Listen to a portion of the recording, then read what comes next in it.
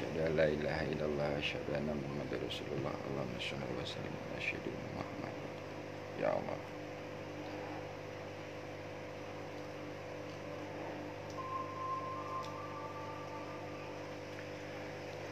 Assalamualaikum warahmatullahi wabarakatuh. Waalaikumsalam warahmatullahi wabarakatuh. Alhamdulillahirabbil alamin. Wassalatu wassalamu ala asyrofil anbiya'i wal mursalin wa ala alihi washabihi ajma'in, amma ba'du. Pertama-tama saya panjatkan puji dan syukur kepada hadirat Allah Subhanahu wa taala yang telah memberikan nikmat iman, nikmat Islam, nikmat ihsan, sehingga kita masih bisa diistiqomahkan oleh Allah untuk silaturahmi di tempat ini, untuk mengadakan zikir nafas berjamaah dan diskusi tentang sadar Allah. Salawat serta salam kita curahkan kepada Habibana wa Nabiyana Muhammad sallallahu alaihi wasallam. Mudah-mudahan kita adalah salah satu sebagai umatnya yang selalu menjalankan ajaran-ajaran beliau sampai yaumil akhir nanti. Pada kesempatan malam ini, alhamdulillah di sini sudah ada hadir tamu-tamu Allah yang luar biasa. Nah, ini ada Bang Rudi, ada Bang Nasdi, Bang Nardi, Nasdi mulu, Bang Nardi. Nah, ini Bang siapa Bang tadi? Bang Bobi. Alhamdulillah Bang Bobi baru pertama kali datang ke sini. Ngopi bareng di sini Bang ya. Di sini ngajinya ngaji koboi Bang. Ya, ngajinya sambil ngopi, sambil makan, sambil apa bisa. Ya. Nah, alhamdulillah pada kesempatan malam ini obrolan tema malam ini yaitu memahami kondisi fana itu pemberian dari Allah. Nah, jadi terkadang orang banyak yang menginginkan dan mengidam-idamkan kondisi fana di saat berzikir dan juga di saat di dalam aplikasi kehidupan. Sesungguhnya kondisi fana itu tidak bisa kita capai, tidak bisa kita dapatkan hasil dari istilahnya usaha kita, tapi itu murni pemberian Allah. Kita hanya dimampukan pada kondisi seperti itu. Nah, mungkin Bang Rudi ada pengalaman gak di saat zikir nafas difanakan oleh Allah? Pernah ada pengalaman gak? Ya, kalau fana itu zikir aja kita ngerti gitu fana itu apa gitu. Berarti yang penting saya dalam belajar ini yang penting bagaimana kita bisa mengaplikasikan dalam kehidupan aja gitu. Nah, berarti gini loh Bang, saya pun sama sebenarnya nggak ngerti fana itu apaan gitu loh. Dan ibaratnya aneh pun baru tahu itu setelah guru pembimbing itu ngejelasin, nyeritain bahwa kondisi fana itu begini. Baru di situ sadar, oh pernah ngalamin gitu. Dan kondisi itu nggak selamanya. Jadi pada saat dimampukan saja, dikehendaki saja oleh Allah. Dan ini saya sedikit cerita. Jadi saya ngalamin di saat waktu DN itu dipanakan Allah itu waktu benar-benar nggak ngerti apa-apa. Justru nggak tahu apa-apa gitu. Jadi waktu pertama kali kenal DN, saya ngelihat di YouTube, saya aplikasikan, saya latih, saya lakukan, dan saya nggak memahami kondisi-kondisi yang ada di saat zikir itu. Jadi memang benar-benar belum nggak ngerti apa-apa gitu loh. Nah, di saat melakukan zikirnya itu memang kita ini nggak ada tujuan apa-apa kecuali berserah diri kepada Allah. Ternyata disitulah ada proses yang namanya diperjalankan. Jiwa kita semakin mendekat kepada Allah. Dan di saat kita dimampukan untuk kondisi fana di saat berzikir itu, nikmatnya itu memang luar biasa. Nggak bisa kita ceritakan dengan kata-kata. Karena kondisi itu ya bukan hasil usaha kita, hanya pemberian. Dan memang di saat dimampukan pada kondisi saat itu, difanakan, itu udah nggak ada pikiran, nggak ada mikir apa-apa lagi, tapi kesadarannya full menyadari Allah. Nah, di saat memang kita benar-benar dipanakan oleh Allah itu, ya nggak ngerasain apa-apa lagi di saat zikir tuh bang. Udah nggak ada yang namanya kaki kesemutan, pikiran gerambiang, gatel segala macam, tetek bengek, itu nggak ada. Memang di saat mau masuk ke wilayah itu, kita mengalami ketenangan yang luar biasa yang belum pernah kita rasakan. Tenang banget, nyaman banget, enak banget. Nah, begitu udah masuk, dimampukan, dipanakan oleh Allah, nah di situ udah sulit diungkapkan dengan kata-kata. Karena apa ya? Kita harus mengalami sendiri sebenarnya. Karena kalau kita ceritakan, kalau kita dengar dari orang, itu akan dibayang-bayang, dicari-cari gitu loh. Tapi setelah kita ngalamin, terus dengar cerita, itu beda. Oh, itu udah pernah gue alamin gitu loh, bedanya. Nah, itu di saat duduk timpu, di saat kita zikir. Dan itu nikmatnya luar biasa, dan tiba-tiba pas begitu tersadar dari zikir 3 jam. Nah, 3 jam nggak ngerasain apa-apa, coba, saking nikmatnya. Coba kalau kita udah paham tuh, nyari-nyari ya kan, udah paham level 1, level 2, kita cari-cari, baru 5 menit aja udah berasa tuh kaki geringgingan ya kan, semutan, pegel, pikiran lah kesono kemari, banyak bisikan ini itu, keinginan, banyak banget. Tapi di saat kita polos, bener-bener nggak tahu apa-apa, dan kita melakukannya pasrah, di situ dimampukan sebenarnya. Memang nggak salah kita pelajari tahap demi tahap. Agar apa? Kita tahu, nggak kaget. Tapi ternyata saya dapatnya itu sebelum tahu tahap demi tahap malah gitu. Pas udah tahu tahap demi tahap malah nggak dapet saya cari-cari gitu loh Pak. Nah ini ngapa begini? Oh, ternyata baru dipahamkan, oh di saat kita cari itu malah nggak bakalan dapet. Nah terus dalam aplikasi kehidupannya bang, itu kalau udah dipanakan, udah nggak banyak mikir, tinggal ngikutin aja jalan udah. Waktu saya diperintahkan touring sadar Allah terapi gratis seluruh kota Indonesia, udah nggak pakai mikir lagi, udah jalanin aja udah. Apa yang diperintahkan itu yang dijalankan gitu loh. Tapi di situ kesadaran jiwa kita full bang, menyadari Allah. Kalau di saat di posisi dipanakan oleh Allah itu full, langsung menyadari Allah. Dan kita nggak banyak mikir, ninggalin anak istri, ninggalin urusan dunia kita, ya, karena udah dikehendakinya gitu. Tapi kita menyaksikan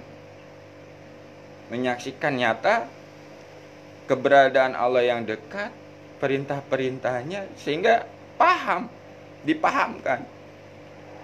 Kamu ngaler, kamu ngidul, kamu ngulon, itu udah tinggal ngikutin aja sebenarnya.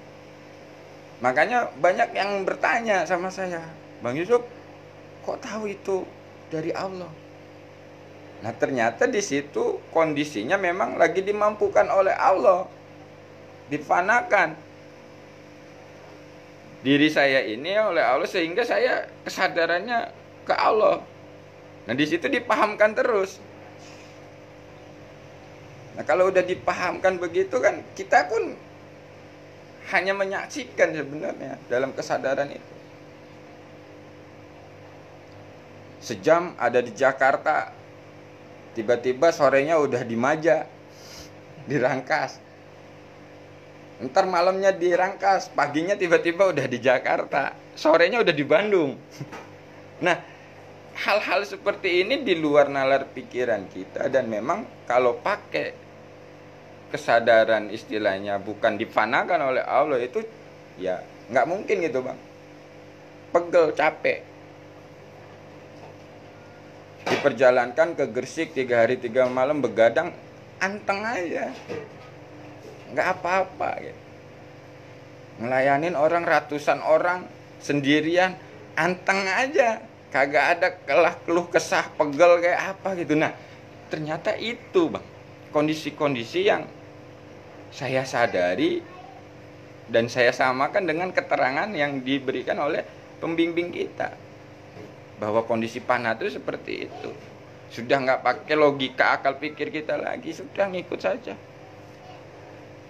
Dikirim kemana jalan, disuruh kemana jalan, nggak mikir ntar makannya gimana, ntar bini gue uang belanjanya gimana, nggak ada pikiran itu lagi udah.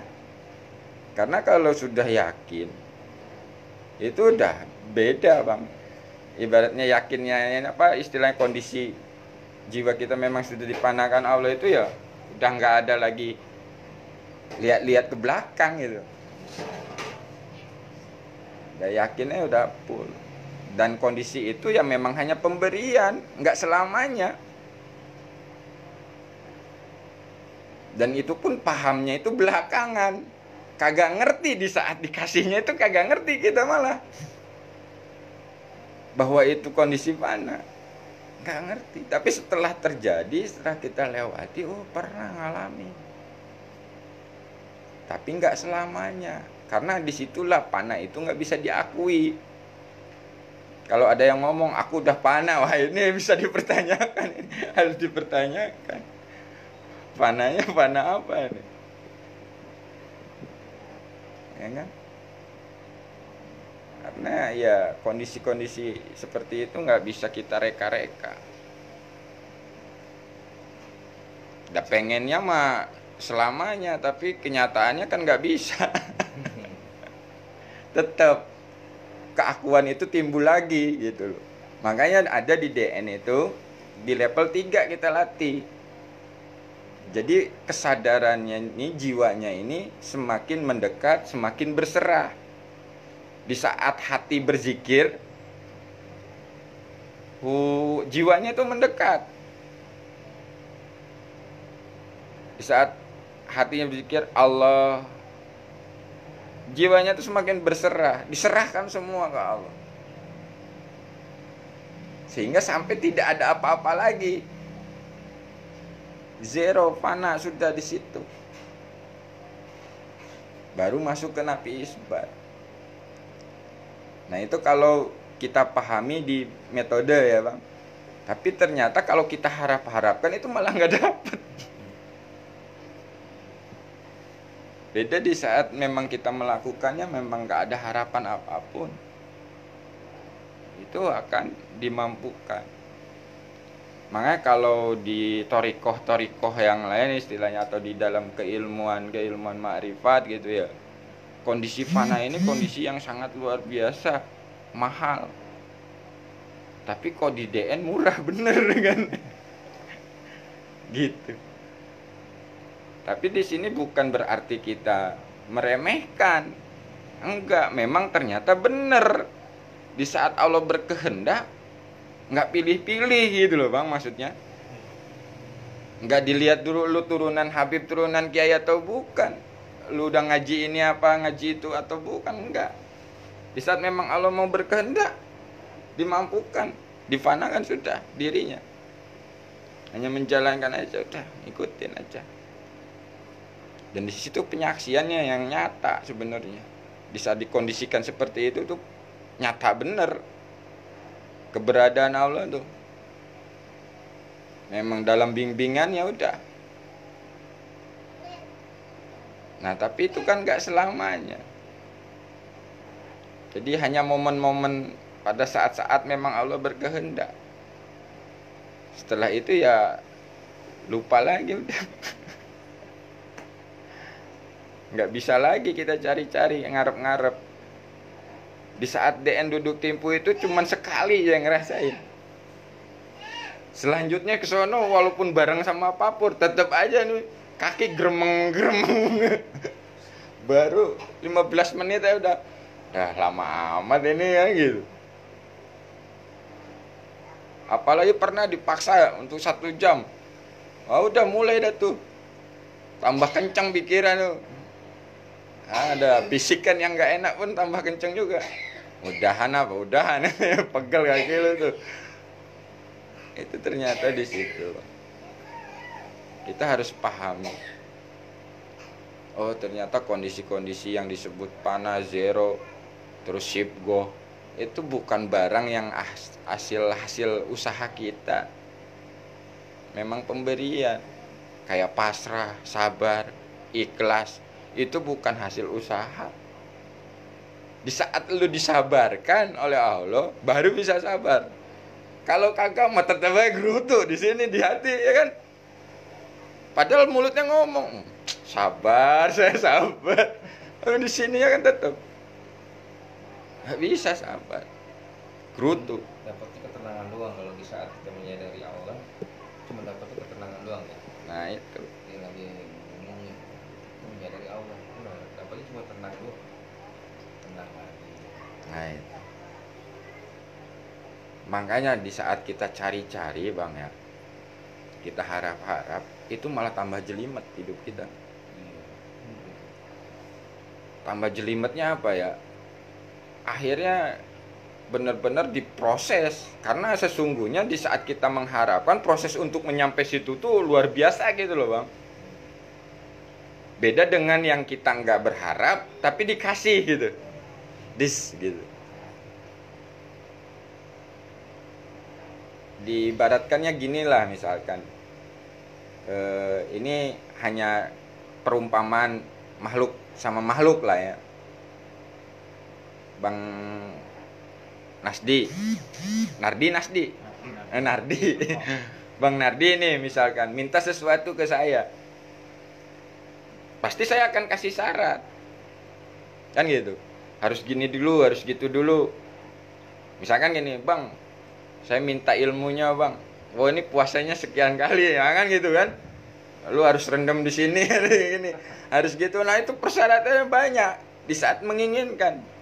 Beda dengan istilahnya situ nggak minta tapi saya pengen kasih, nih bang saya kasih, woi kayak di dunia persilatan ya itu, ditransfer langsung masuk. Nah itu ibaratnya kepada makhluk pun seperti itu, nah apalagi kepada Allah gitu. Dan disitulah ya memang kita kadang-kadang terjebak dengan harapan, dengan keinginan tanpa sadar itu bang, gitu loh. Harapan-harapan itu selalu nempel, ya kan? Pasti banyak kok kalau mau jujur-jujuran gitu ya. Orang yang belajar mengenal Allah, mengenal Tuhan itu harapannya itu pengen hidup tenang, hidup senang, bebas kan gitu. Maksudnya bebas dari utang, banyak duit kan itu, ya kan? Persepsinya ya. Nah itu, jadi di dalam hatinya itu belum murni gitu loh. Memang tujuannya tenang. Nah itu. Sama, cuma persepsinya beda. Nah Di arahinnya nggak ke situ. itu maksudnya.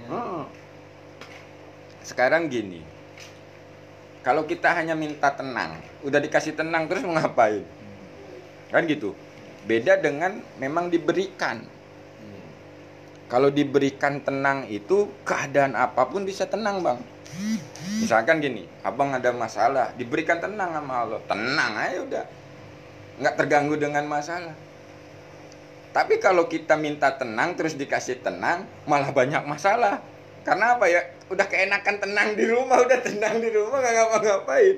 Akhirnya masalah datang. Wah dari sini, anak bini, wah ya lo, minta ini minta itu. Nah itu maksud saya bedanya. Beda di saat dimampukan. Nih kita lagi keadaan nggak tenang nih, misalkan memang lagi banyak masalah, tapi kita sadari Allah, kasih tenang sama Allah. Udah nyantai, adapin. Ada yang nagih ya diadepin, ada yang diadepin, gitu loh bang. Bedanya. Jadi memang di saat kita belajar mengenal Tuhan itu terkadang kita masih ada harapan dan keinginan itu yang akhirnya membuat kita itu cepet bosan dan stres.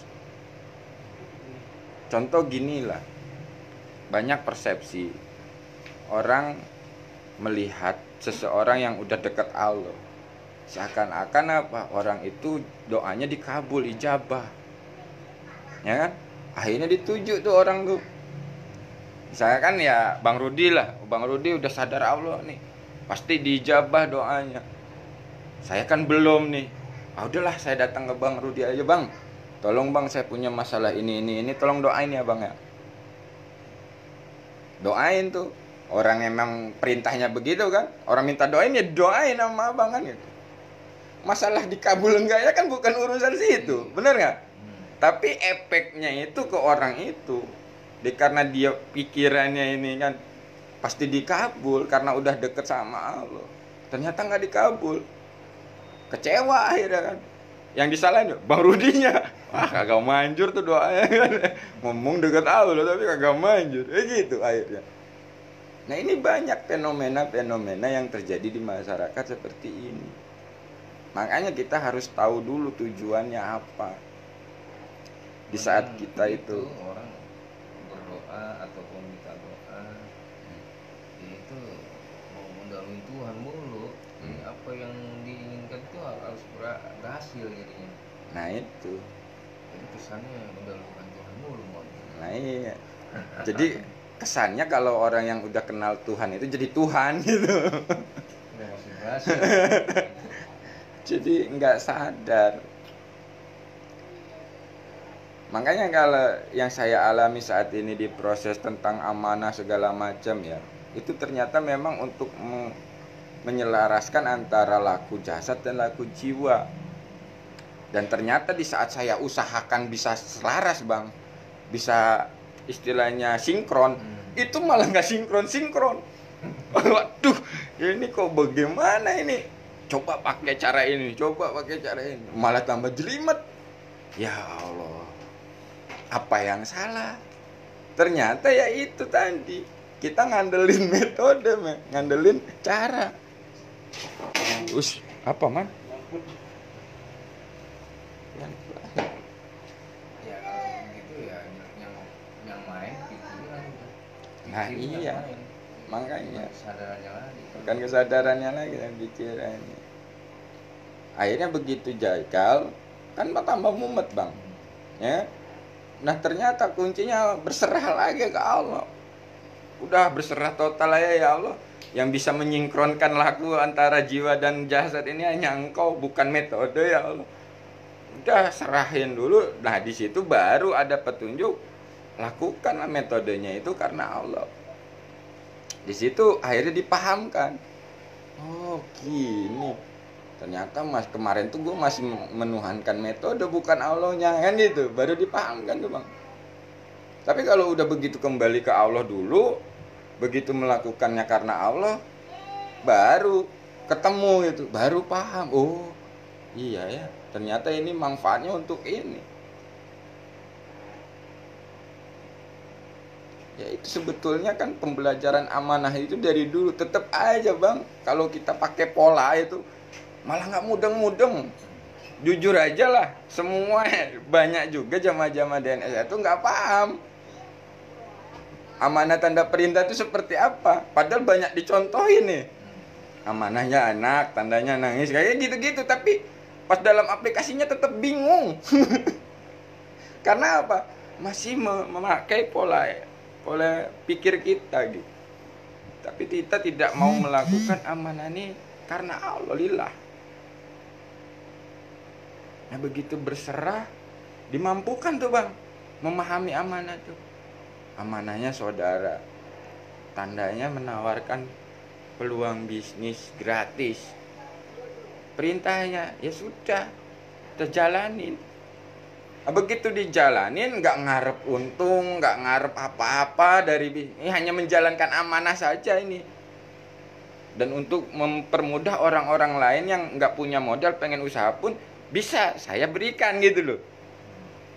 Ternyata malah ya dapet gitu loh, anehnya. Kalau mau pakai hitung-hitungan matematika, ini nggak masuk Bang. Ya kan? Harga produk 3.000, untung gope. Kita ngejual 100 tuh produk baru untung 50.000 kan gitu. Ya kan?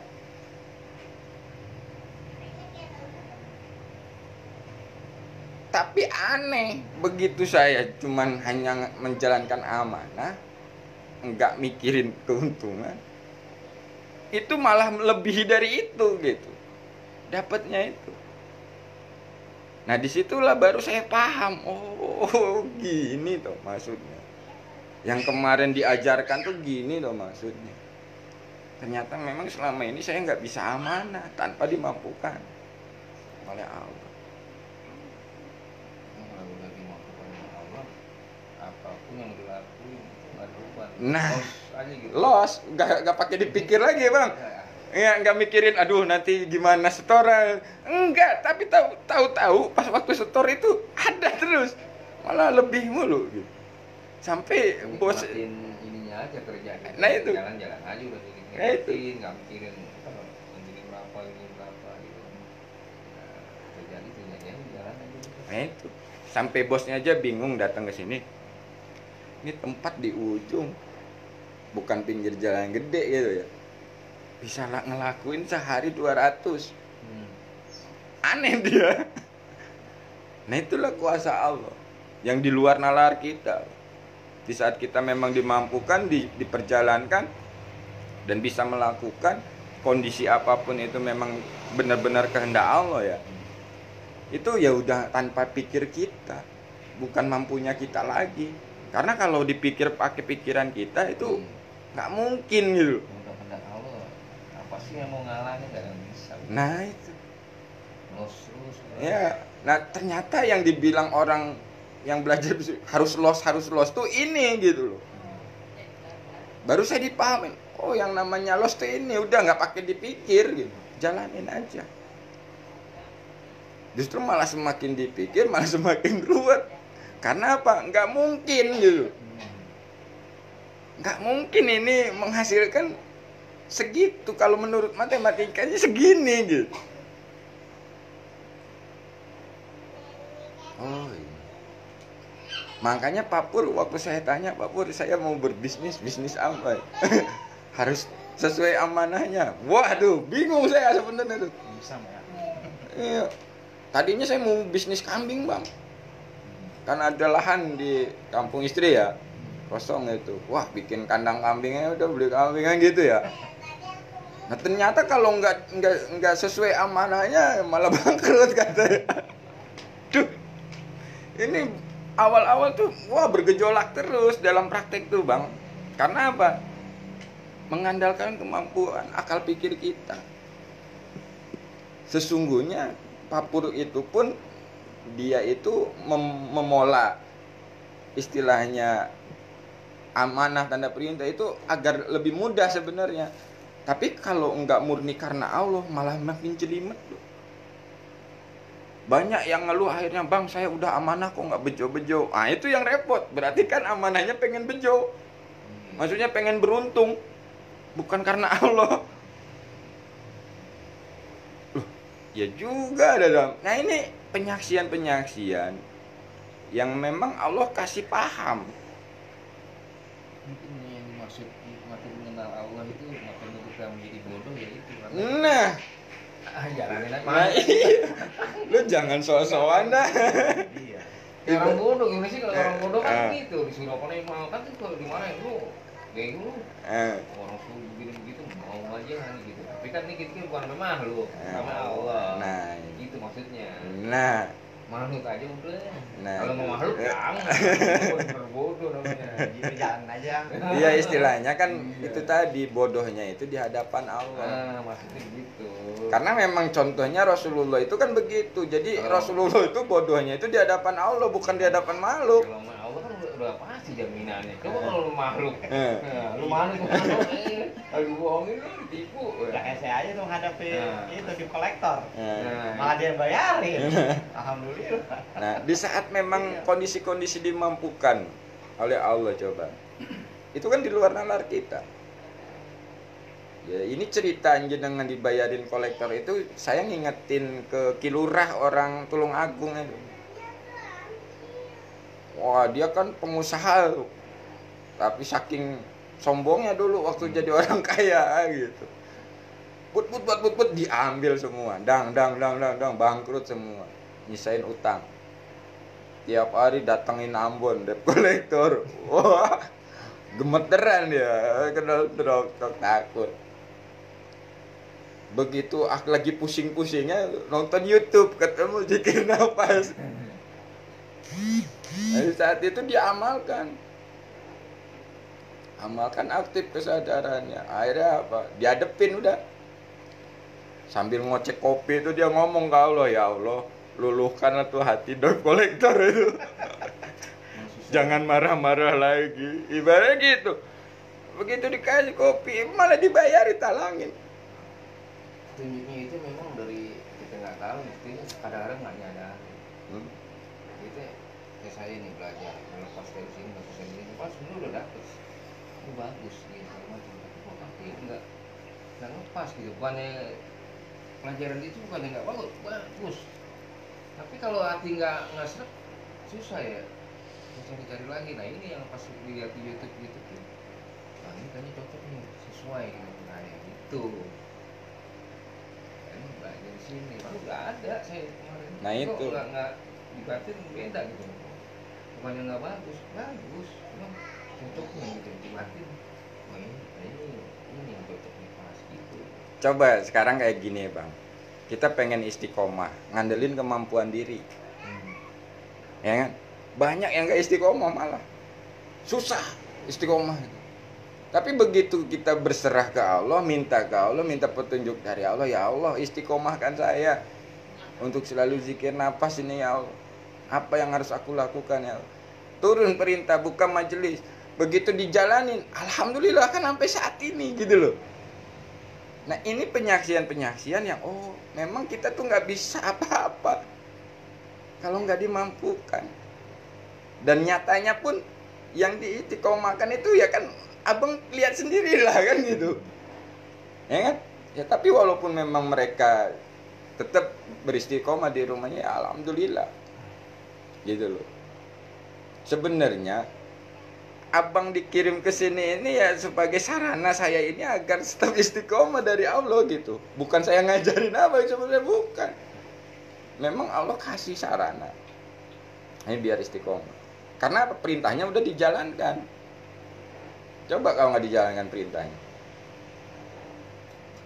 sudah lalai kan gitu. Karena sebenarnya pola-polanya itu memang para nabi, para wali, polanya itu menjalankan perintah kok. Wali Songo, ya kan, dikasih ke karomah oleh Allah, bisa begini, bisa begitu, karena apa? Dia menjalankan perintah Allah, berdakwah, ya kan, menyebarkan Islam.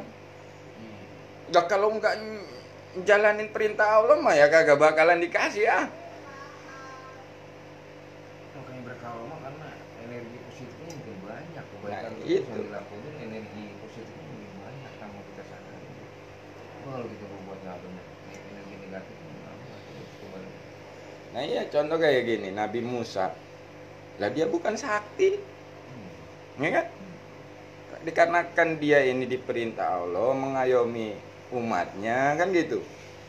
Dan di saat pada zaman itu banyak tukang tenungnya, tukang sihirnya kan gitu, yang harus dihadapi, ngadu kalau ya Allah saya nggak sanggup itu ngelawan orang-orang kayak gitu.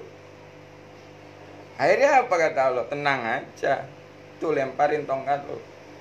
Kan diperintah itu. Begitu diperintah, lakukan perintahnya, dilemparin, berubah jadi ular lebih gede, bisa makanin ular-ular penyihir itu. Nah, di situ pola-pola itu sebenarnya kita bisa pakai, Bang. Di saat kita memang kesadaran full ke Allah, komunikasi itu nggak putus sebenarnya. Nah, di saat putusnya itu, di saat dikembalikan lagi itu tadi, ego-ego keakuan kita itu, merasa bisa tadi itu.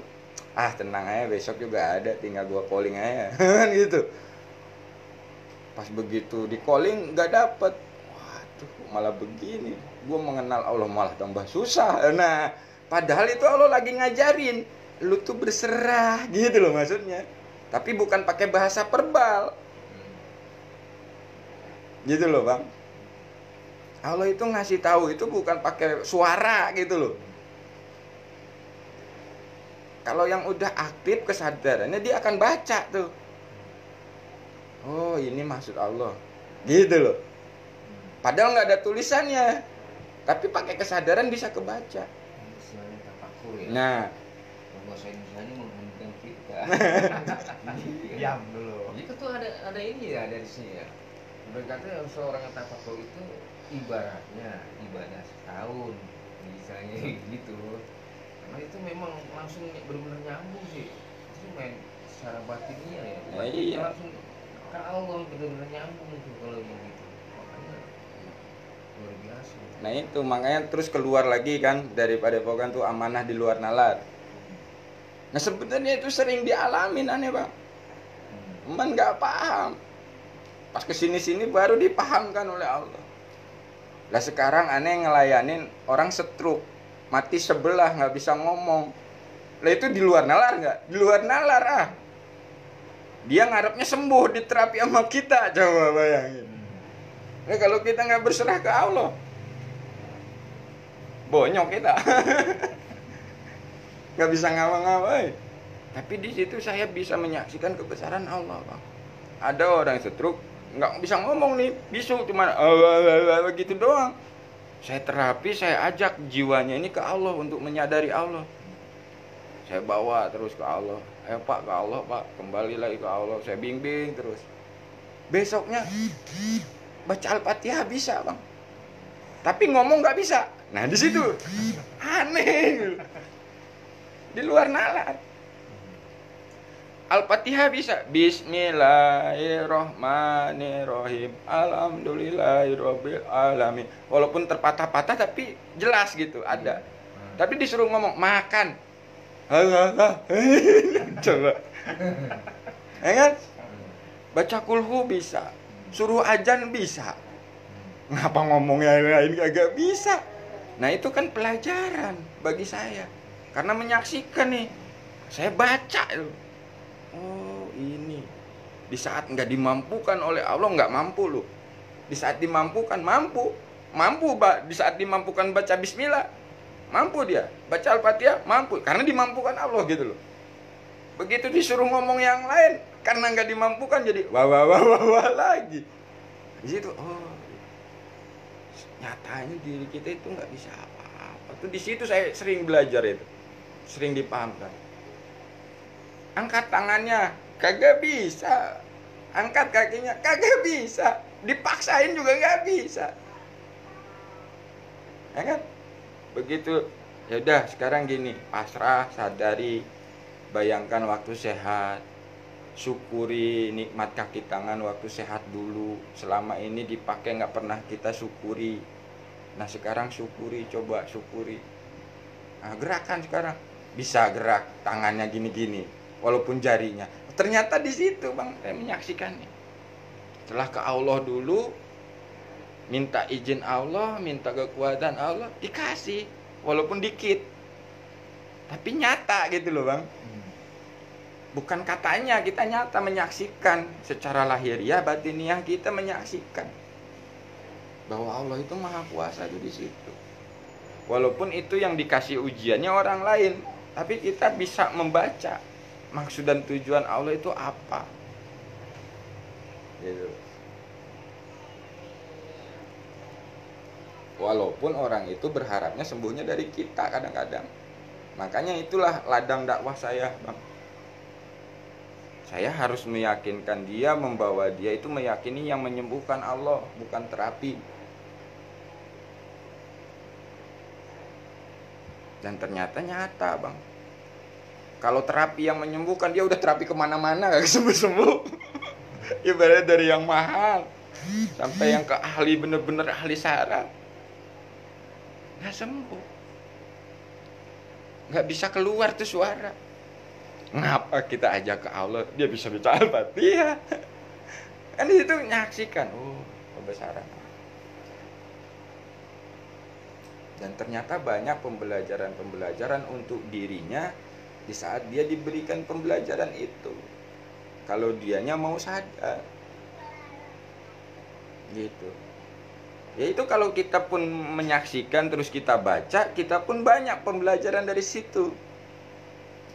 Yang sebelah bisa gerak, yang sebelah enggak. Ini urusannya gimana? Konsletnya sebelah mana kan gitu. Ya, kalau ibaratnya pakai akal pikir kita. Tapi oh ternyata di sinilah yang disebut kehendak Allah tadi. Di saat Allah ambil nikmatnya sebelah, ya lempeh ini. Ya kan? Ngapa-ngapain susah. Tapi waktu di saat dikasih full nikmatnya bisa kemana-mana, lupa nggak? Banyakan lupa. Jangankan dia yang udah dikasih sakit, kita aja yang belum dikasih lupa mulu. Makanya saya dipertemukan dengan orang-orang kayak gitu apa? Biar ingat. Allah tuh ngasih pelajaran nih, tuh lu lihat Su. Nih tuh lu lihat Su. Lu jangan ngeluh mulu, lu masih bisa naik motor ke sono kemari ibaratnya. Kagak ada rasa syukur-syukurnya lu. Dikasih tangan, kaki normal, suara normal, penglihatan normal, pendengaran normal. Oh dia no, mau ngomong aja susah, wawa wewe kita nggak ngerti. Padahal dari hatinya dia itu bang, ngomongnya itu udah bener-bener jelas gitu. Tapi kok keluarnya beda. Dia ngerti kita ngomong, ngerti. Dia cuma pas mau jawab itu. Mungkin dalam hatinya benar, tapi yang keluarnya wawe. Oh, Masya Allah. Nah, itu pelajaran-pelajaran yang nyata yang memang saya alami. Jadi kita belajar berspiritual itu hanya jangan sekedar katanya lah bang. Kalau hanya sekedar katanya puyeng ntar.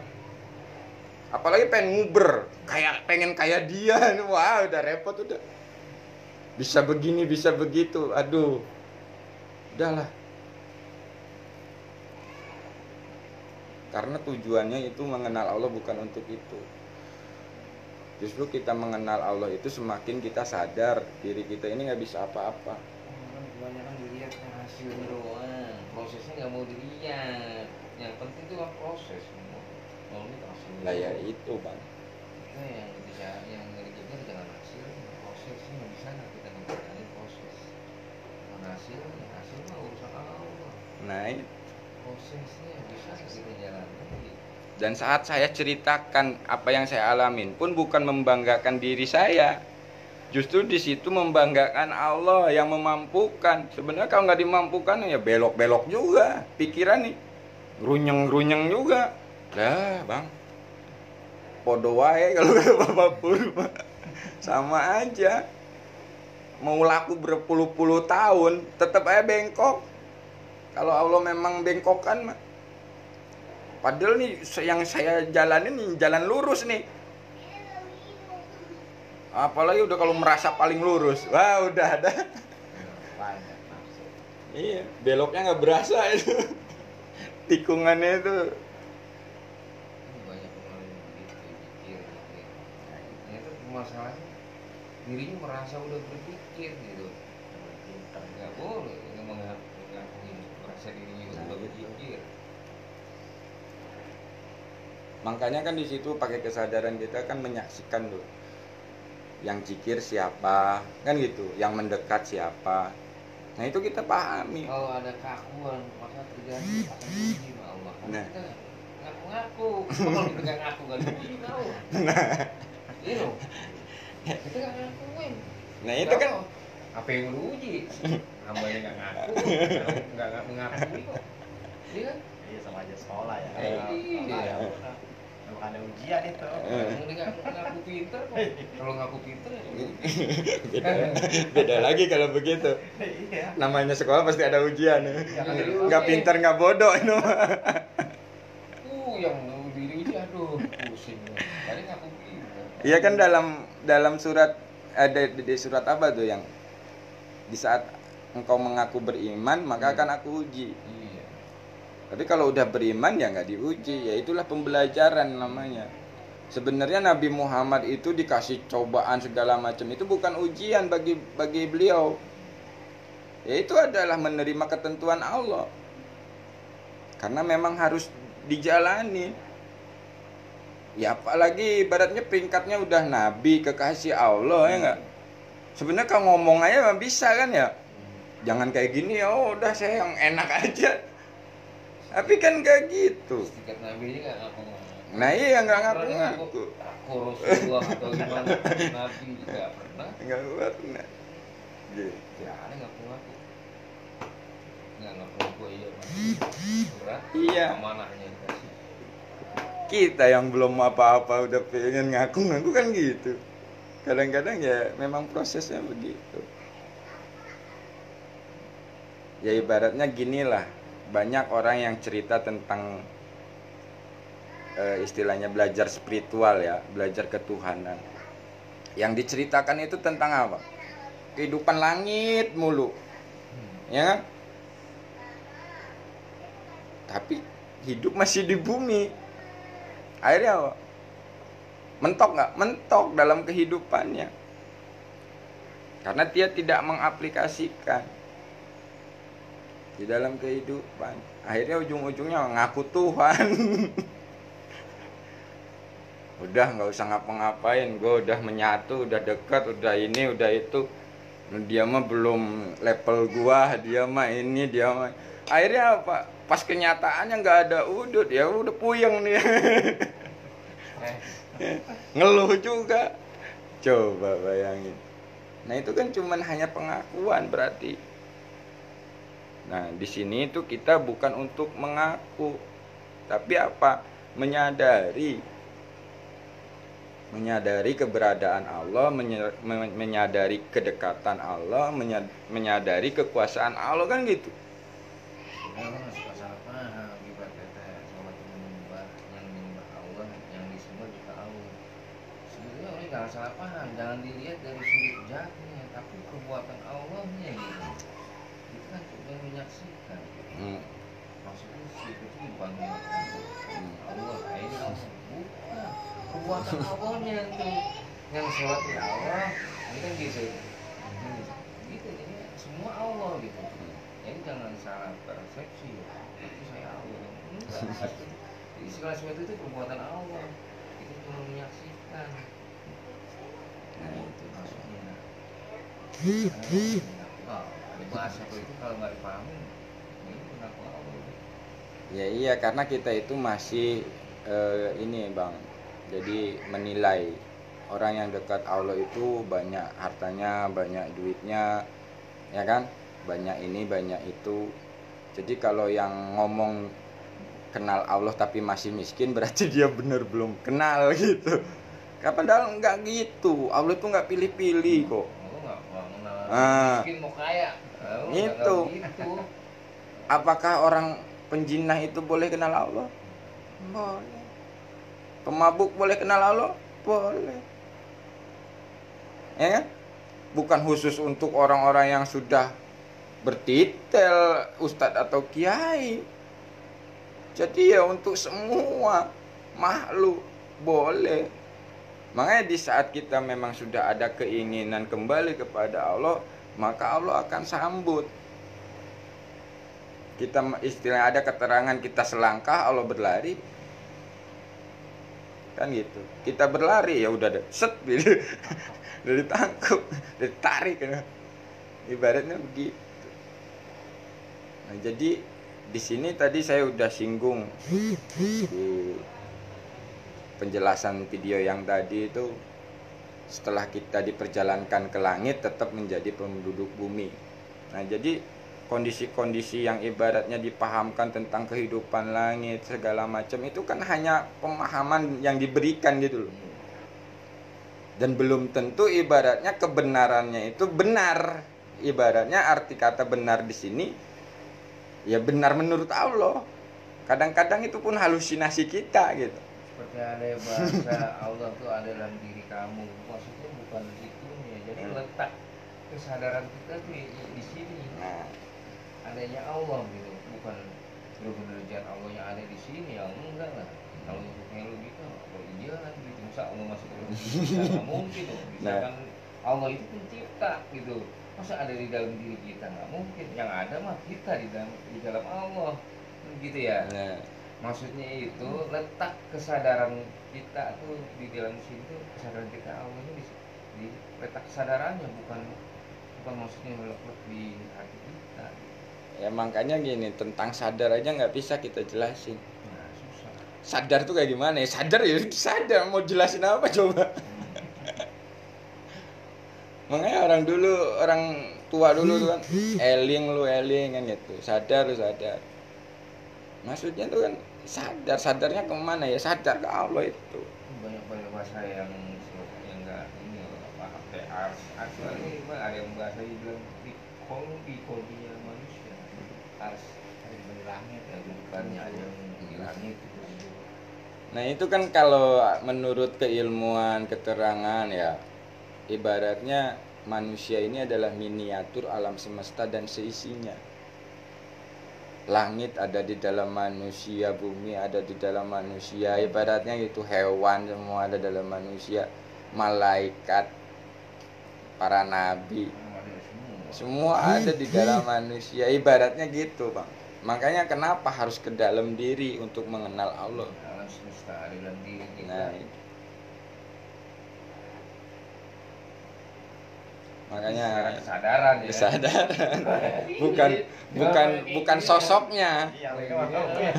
Orang Amerika Pakai pikiran mah ya dipikir lagi. Kadang-kadang nakal pikiran kan.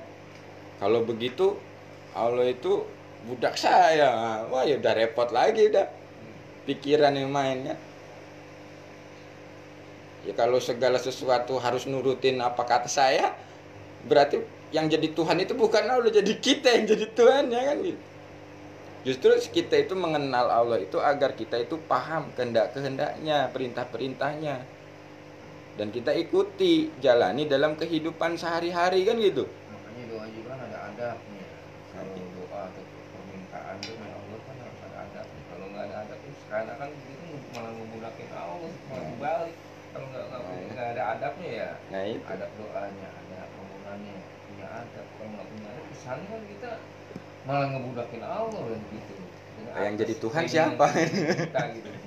Jadi kok Allah disuruh mulu gitu. Kayak gitu. Kan harus ada adabnya juga doa. Bagaimana yang pas. Nah makanya di sini kita belajar kesadaran jiwa menyadari Allah itu kan agar kita paham siapa yang jadi Tuhan, siapa yang jadi hamba kan gitu. Nah kalau sudah paham berarti kan kita jalanin perintahnya. Makanya orang tuh kadang-kadang mindsetnya hidup itu dalam masalah kan gitu, ya kan? Karena kalau udah nggak hidup nggak ada masalah, siapa bilang lah. So tahu bener kan gitu. Emang lu kira pas udah dikubur kagak ada masalah di sono? Ada juga kan gitu. Karena orang berpatokannya angkat dirinya itu johir, bukannya jiwa gitu. Kalau jiwa kan ini ya badan halus. Orang patokannya johirnya yang mati ya udah. Ya urusan. Makanya sebenarnya kita harus pahami bahwa hidup ini adalah amanah dari Allah yang harus kita jalani. Dan memang dalam menjalani kehidupan itu di saat kita sesuai dengan ketentuan yang Allah tentukan, ya udah tenang. Contoh ginilah, abang nih sebagai pemeran artis nih, saya kasih skenario, sutradara nih saya. Bang, abang main jadi orang jahat nih. Ntar kalau dia kesini abang begal, abang bawa golok, abang bacok palanya. Ini skenarionya udah ada nih. Pas begitu mengikuti skenario, enjoy aja menjalaninya, nggak masalah. Tapi lari dari skenario diomelin. Mana sih lu main kagak bener gitu. Disuruh begini, disuruh begitu kagak ikutin. Akhirnya dipecat, diganti pemain baru. Nah ibaratnya kalau kita pakai kesadaran ya bang ya, apapun yang terjadi dalam kehidupan kita yang kita alami itu udah ada skenarionya sebenarnya kan gitu. Tinggal kita sadarin, oh tahun lalu saya dapat skenarionya sebagai ini dan Allah ngasih pelajarannya ini. Akhirnya kita paham hikmahnya tuh, ya enggak? Dulu saya pemabok nih, diperanin Allah tuh jadi pemabok. tiap hari nokep mulu ya kan, masuk tempat hiburan mulu. Ngapa dibiarin ya? Kan gitu. Ternyata di situ Allah sedang ngedidik saya. Bahwa kalau lu ngelakuin begini, lu rusak hidup lu, ntar masuk neraka, kan gitu. Jadi penghuni neraka lu. Ngajarin sebenarnya. Nah begitu sudah ngalamin itu nggak baik, akhirnya kan berpikir untuk baik. Di situ diproses lagi sama Allah. Oh karena lu udah sekarang pengen baik, nah peran lu sekarang jadi ini nih. Jadi apa? Preman insaf kan gitu, preman tobat. Peran lu sekarang.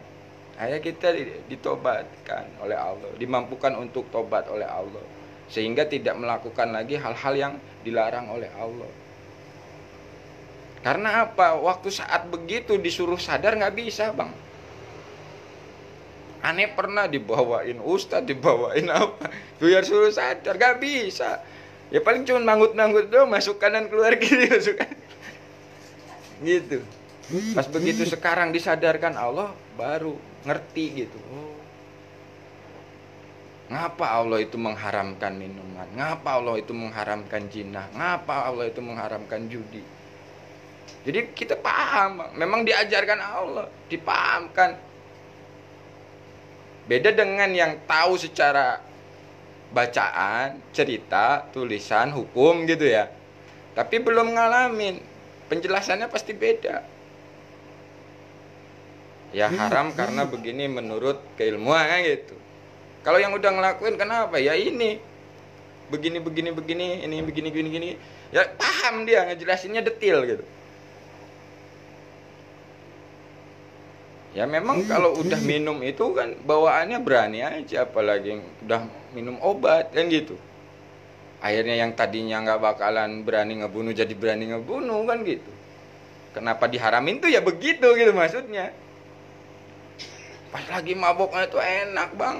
Wah, gagah, nggak ada rasa takut, ya kan? Diliatin orang yang liatin langsung ditampol, gitu. Tapi kan ternyata itu kenapa dilarang tuh begitu, ngerusak.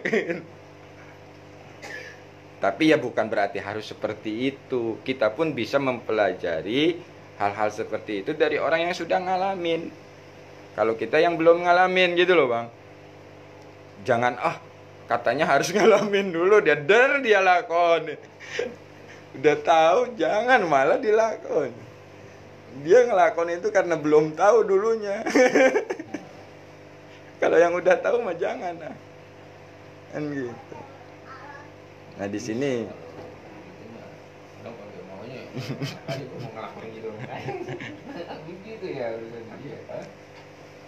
lah kalau sekarang lakonnya perannya semua kaya, banyak duit, punya rumah mewah, punya mobil masing-masing, nggak ada yang miskin, nggak ada petani, nggak ada tukang buruh. Kira-kira hidup nggak nih di dunia?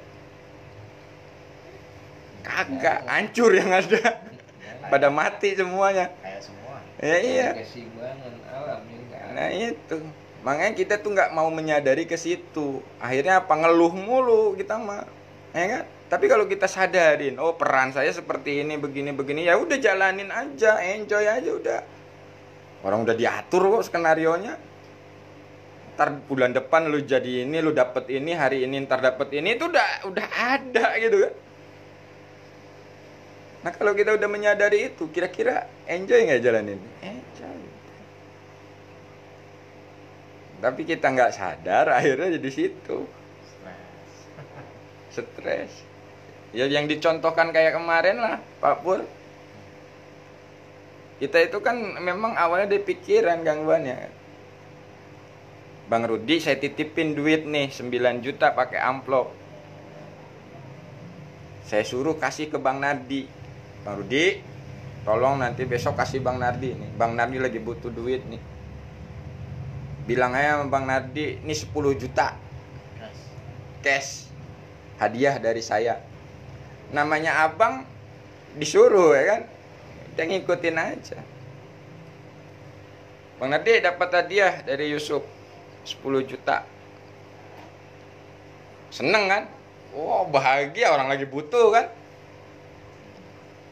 Begitu abang pulang, amplop dibuka tuh. Isinya 9 juta bukan 10 juta. Mulai tuh pikiran tuh dirusak tuh. Sama duit 1 juta yang hilang. Ini 1 juta lagi kemana? Katanya 10 juta. Apa jangan-jangan dientit sama Bang Rudi? Apa jatuh di jalan apa gimana? Kalau jatuh ya nggak mungkin orang dalam amplop. Wah, pikiran tuh mulai. Ya kan? Nggak bisa tidur, nggak makan. Padahal masih ada 9 juta.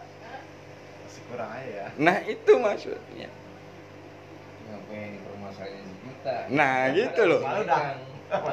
Padahal megang 9 Gede ya. juta. Nah sekarang kalau mau, Dikirim. iya kalau mau hitung-hitungan gini lah. Sebenarnya kita udah kaya. Ya kan? Napas itu kalau dihitung bayar di rumah sakit berapa ya? Ya kan? Selama hidup napas beli di rumah sakit nggak kebayar, kita nggak nyanggup bayar.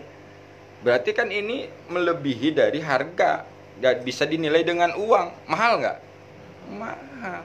Nilainya loh saya tinggi. Nah, itu. Cuci darah. Masya Allah. Tahu nggak sekarang mata abang coplok 2 nih, jual 500 juta atau 2 M gitu. Ada yang beli nggak? Ada bang. Pasti. Tapi mau nggak situ? Nah, berarti Wah, paling mahal. ini melebihi dari itu gitu loh maksudnya. Nah kita itu kan terfokusnya pada masalah. Oh itu yang bisa disumbangin darah. Darah ya. Misalnya donor. Itu. Jadi Kalau organ ya susah. miliaran nikmat, mungkin triliunan nikmat yang Allah berikan, kita lupakan dengan satu masalah. Cuman gara-gara utang 20 juta. Hilang dan semua tuh nikmat. Bener nggak? Nah itu kalau kita sadarin, ya kalau misalkan kita memang dimampukan untuk ngutang, dikasih, misalkan dikasih peran nih, lu nanti punya utang dan lu susah bayarnya, dan lu akan ditagih-tagih sama orang yang punya utang itu. Tapi ntar tanggal sekian gua mampuin untuk bayar, tenang nggak kira-kira? Tenang. Kalau sadar gitu. Tapi kalau nggak sadar kan puket puyeng nih, mikir nyari kemana gua, stres, ya nggak? Lari ke dukun malah ditipuin mulu sama dukun ya, mintain mahar, kagak jadi kan. Buat mahal ada di mana? Nah itu, ya itu buat mahar pakai nginjem lagi, utang lagi, malah tambah tambah terus. Nah itu coba. Tapi ini kenyataan bang, banyak yang terjadi, tapi mereka tidak mau menyadari. Tapi kalau saya kembali lagi ke masalah hidup ini, kita udah dikasih skenario. Iya. Kadang-kadang kita anak-anak kita nih dalam rumah tangga, istri kita, anak-anak kita. Kalau memang itu ada skenario, kalau kita suruh anak kita mau sholat itu susah. Di sini mau suruh sholat susah. Kita harus bagaimana ngadepin? Nah kalau kita sadar, emang ini sekarang apa ya kan dia nanti sadar sendiri, gimana? Nah, jadi solusinya gini bang, kita harus menyadari dulu. Begitu anak susah nih, sadarin yang bikin susah tuh siapa? Allah kan? Nah yang bisa ngerubah anak tuh jadi baik siapa? Allah juga. Ngadunya ke Allah dulu. Jadi di saat kita sudah sholat nih, ngadu ke Allah, ya Allah, nih anak saya yang namanya Anu susah bener ya Allah, disuruh sholat, dan aku mohon ya Allah, yang bisa membolak-balikan hati anakku ini hanya Engkau ya Allah, bukan aku, karena ini memang udah titipan darimu ya Allah. Nah udah ngomong gitu ke Allah, baru abang ngomong ke anak dengan penuh kasih sayang.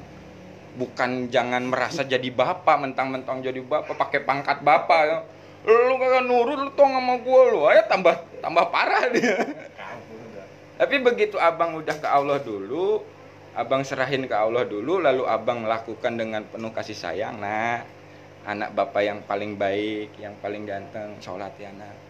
Nanti kalau kamu nggak sholat begini, nanti kalau kamu sholat begini, gitu loh bang. Pakai perasaan dari hati. Dari situ baru abang bisa menyaksikan, tiba-tiba tuh anak nurut. Nah yang ngerubah itu siapa? Bukan abang. Gitu loh maksudnya. Nah itu yang sering kita lupakan. Ini contoh yang saya alamin. Anak sakit nih. Batin mah kan nggak terima anak sakit ya kan.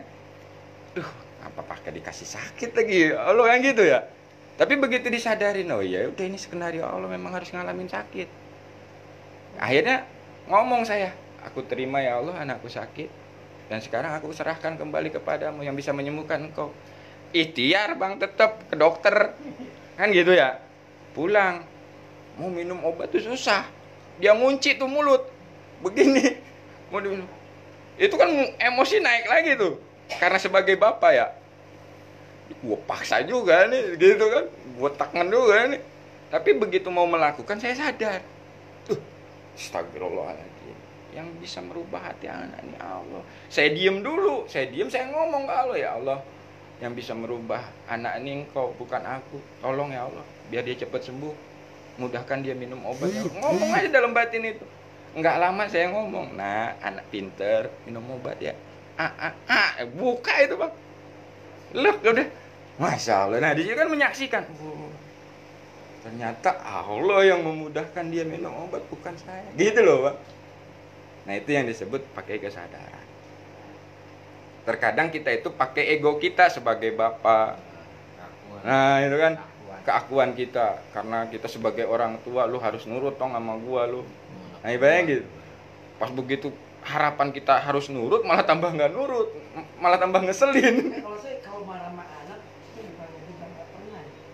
Karena kayak temenan, aduh. Nah, Apa itu dianggap anggapannya kalau kita nyuruhnya nggak serius kan? Kamu mau sholat? Saya nggak pernah gitu, nggak mau, oh kagak, main gitu aja. Setiap amanah tuh saya selalu gitu. Nah, 5 menit doang. nah, Cara kayak kasarnya nggak pernah. Maksudnya gini, supaya di sholat gini sendiri sholat. nah itu tadi dengan cara tadi itu bang, abang ngadunya ke Allah. Jadi batin abang nih ngomong, Bantu minta tolong. minta tolong, karena yang bisa merubah siapa? Karena gini bang, memang semua ini udah diskenariokan oleh Allah, bener ya? Kita sepakati dulu nih, ya kan? Yang bisa merubah skenario itu siapa? Allah. Kita introspeksi diri juga sih. Nah, Introspeksi diri juga. Kalau saya kenapa saya nggak berani begini? Karena saya baru setahun kemarin. Saya nggak marah, katanya nggak marah. ya itu. Baru setahun kemarin. Ya istilahnya kalau menyadari kan begitu bang, nah ya kan? Nah kita sadari ya aja. kan disuruh itu yang dimaksud bercermin dari diri itu begitu. Nah, saya juga dulu Saya istilahnya gimana ya, memang sih ya kehidupan mungkin nggak semua orang ya pasti ngalamin.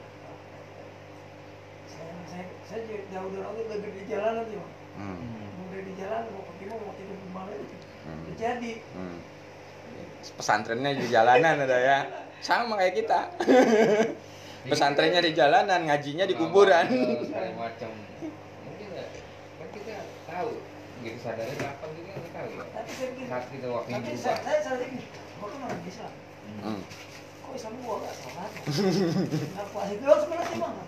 Nah inilah, makanya saya bilang kalau saya merhatikan ada teman-teman dia yang suka sering itu yang boleh lah sifatnya dibilang religi lah dia. Tapi nggak masuk sama saya. Saya nggak mau diajarin.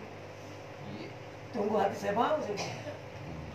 Ini mau dengar sendiri tiba-tiba iya juga. Orang Islam. Aku mau puasa. Nah, Mau nggak sholat. nah sekarang yang jadi pertanyaan, yang menyadarkan abang kayak gitu itu siapa? Nah, mungkin istilahnya untuk dari Allah juga. Nah ya itu maksud saya. Lah saya juga dulu begitu bang, diajarin begini nggak masuk. Tapi begitu mentok sendiri nih, gue pengen kenal Allah, nyari sendiri akhirnya, gitu. Dan memang gini loh bang, nggak ada paksaan di sini. Kalau dipaksa malah nggak bener. Nah, tadi yang saya bilang yang maksud tidak istiqomah. Yang baik istiqomah istilahnya kita kan meminta sama Allah dengan persyaratan seperti apa gitu. Karena kita berpikir apa orang saya ini bisa. Nah, itu bang. Di sini kadang banyak orang yang nggak menerangkan.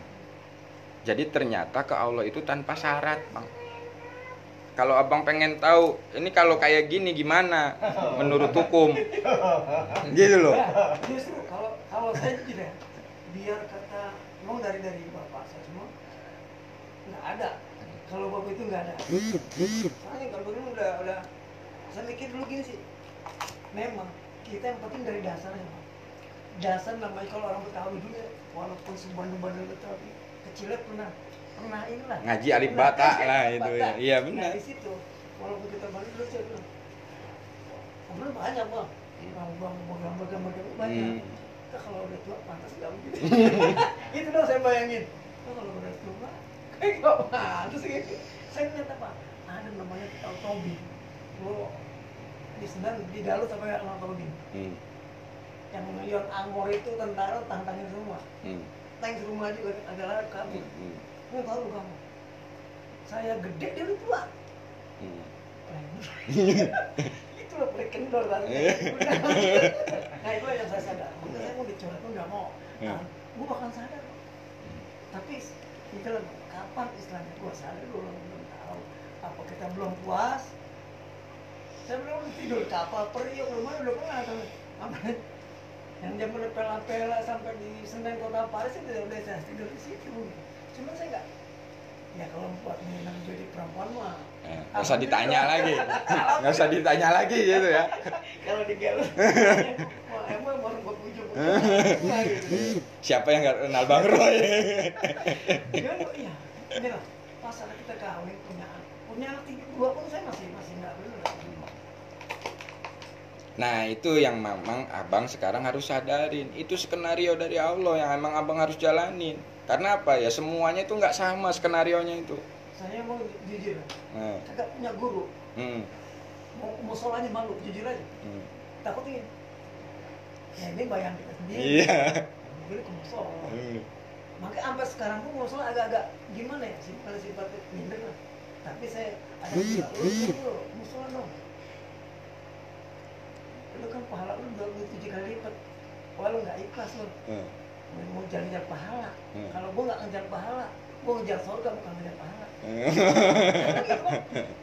Lillahi ta'ala aja, kan kemarin gua mau sembahyang di mana lu kan? Di dekat pohon gua sembahyang, yang penting ngerti kiblat. Ini yang prinsip, kalau saya orang prinsip banget. Iya, memang bagus itu bang. Karena model-model kayak kita tuh, kalau nggak ngalamin sendiri, nggak ngebuktiin sendiri, kagak cepat percaya. Lo orang mau ngomong kayak gimana kalau belum kebukti mau apa? Lu tayo ngomong doang, kan gitu bang. Bener nggak? Ada pembuktiannya, tapi kan buat kita sendiri ya. Nah, bukan pembuktian buat diri gitu. saya gilanya mungkin hampir mirip kayak abang gilanya ya. Tapi di saat pengen benernya, saya terapkan gila itu gitu loh bang. Maksudnya gini, aneh pengen kenal sama yang namanya Allah, Tuhan, Sang Pencipta. Waktu gua gila, gua nggak kepalang gilanya, mati gitu ibaratnya kan gitu. Mau berapa orang juga ayo dijalani kan gitu bang. Mau model apa ya dijalani. Nah begitu pun saya di saat pengen mengenal Allah, saya tuh harus berani kayak gitu. Gua harus kayak gimana nih? Masa iya sih? Katanya Allah tuh sakti, maha segalanya gitu kan. Masa ngerubah kayak gua gini kagak bisa gitu loh bang ibaratnya. Nah keinginan itu menggebu dalam batin saya tuh. Akhirnya terjadi itu bang. Saya ngobatin orang surupan. Wah semua keilmuan saya keluarin tuh. Apa kata dia? Lu kuat tapi lu gak bisa. Ada digituin ya. Pusing. Baru kali ini kan gitu. Akhirnya di situ ternyata salah satu jalan untuk menyadarkan saya bang. Akhirnya dalam pikiran saya, gue nyari kemana nih? Harus nyari orang yang lebih ini lagi ilmunya dari gue kan gitu dalam batin tuh. Gerutu. Tiba-tiba Allah tuh ngebimbing saya ke rumah Ustadz Nurdin yang ngajarin alif-alifan yang kata abang bilang itu. Rumah Ustadz Nurdin. Tahu-tahu di bawah situ. Lah Ustadz kaget juga. Ngapain lu sini ya tuh? Ini Tat agak penting ya bilang. Anaknya pasien saya kesurupan gini-gini. Udah gampang lu beliin aja kuat. Doain sama dia. Udah bawa sono, lu minumin, lu usap sembuh. Yakin sama Allah. Gitu dia ngomongnya. Ya udah aneh ikutin tuh. Bener bang sembuh. dalam batin kalau ada yang nyembuhin gue harus berguru kan gitu ya. Baliklah ceritanya tuh habis dari tempat saya rumah Ustadz tuh. Tad, assalamualaikum. Tad, ini ada titipan. Terus aneh ngomong tuh, Tad, aneh pengen belajar lagi Tad, yes, sama Ustadz. Lah Ustadz tuh enak banget ngomongnya kan. Lalu kan udah tahu majelisnya, lu datang aja majelis kan gitu kan. Iya Tad, tapi yang jadi masalah, nah, kan gitu. Aneh pernah belajar ilmu gini. Pernah nyembah ini. Kata Ustadz malah ngomong gini, lah gua nggak ngerti gitu-gituan katanya gitu. Polos banget. Lu datang aja ke majelis, ntar dibersihin sama Allah. Gitu doang pesennya. Loh, ini Ustadz beda nih. Biasanya kalau Ustadz yang lain nih minta mahar nih untuk ngebersihin kan gitu. Lah ini kagak. Nah itu bang, aneh semakin ada keinginan tuh. Ah, gua harus ngaji. Ngaji itu. Mulai deket tuh sama Ustadz tuh. Batin udah mulai nyambung nih, bahasa batin ngerti ini. Kita ngomong apa dia, nih, kita butuh apa dia tahu gitu. Oh nyambung nih udah nih, sefrekuensi gitu. Nah, pas udah 2 bulan, aneh ngaji, tetep aneh belum ketemu sama Allah. Aneh belum kenal sama Allah. Tiap malam tuh gelisah aneh bang. Begitu malam apa itu malam minggu ngobrol lah di majelis bertiga kayak gini nih, ngomongin tentang Allah. Kita nih punya Tuhan yang namanya Allah, tapi lu udah pada kenal belum gitu. Jujur kan gitu ya kan. Nah sekarang gimana kalau kita cari jalannya, siapa yang duluan dapet caranya kasih tahu aneh kan gitu. Aneh ngomong bang, nggak salah gitu. Ya udah katanya. Selesai itu jam 2 malam, pulang ceritanya. Di rumah tuh nggak bisa tidur, aneh masih kekeh, pengen kenal. Nah dalam batin aneh ngomong bang, ya Allah kalau engkau memang ada, gitu sampai begitu saya ngomong. Bimbinglah diri saya ini untuk mengenal engkau dalam kehidupan nyata. Jangan hanya sekedar katanya gitu bang.